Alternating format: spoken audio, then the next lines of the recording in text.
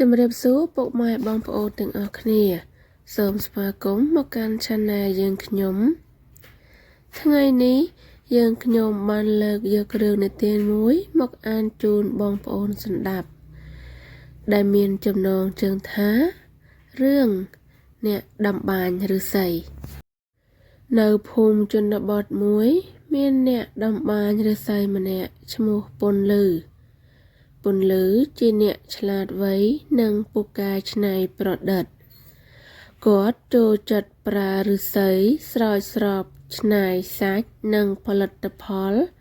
ប្រយោជន៍ផ្សេងៗសម្រាប់ប្រជាជននៅក្នុងភូមិថ្ងៃមួយមានខ្យល់អាក្រក់ធំមកពីភ្នំខ្យល់នេះបក់ផ្ទះនិងដើមឈើបង្កឲ្យប្រជាជនភ័យខ្លាចពន្លឺមិនខ្លាចទេគាត់ប្រើឫស្សីនិងចំណេះដឹងដៃអាចច្នៃធ្វើជាបំពង់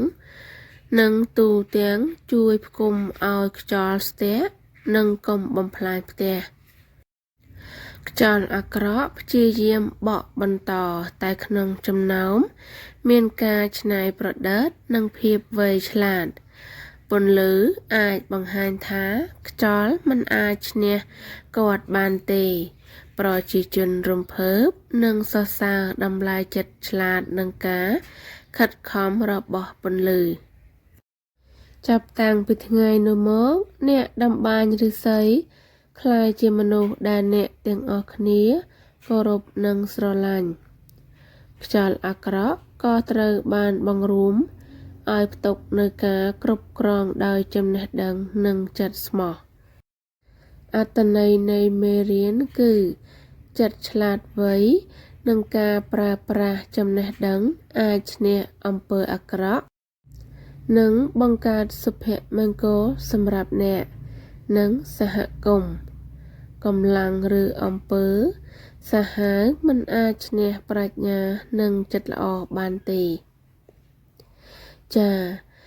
រឿងនេះត្រូវបានបញ្ចប់សូមអរគុណពុកម៉ែបងប្អូនដែលបានចូលរួមស្ដាប់នៅការនិទានរបស់យើងសូមជួយចុច like share subscribe ដើម្បីទទួលបានរឿងថ្មីទៀតសូមអរគុណ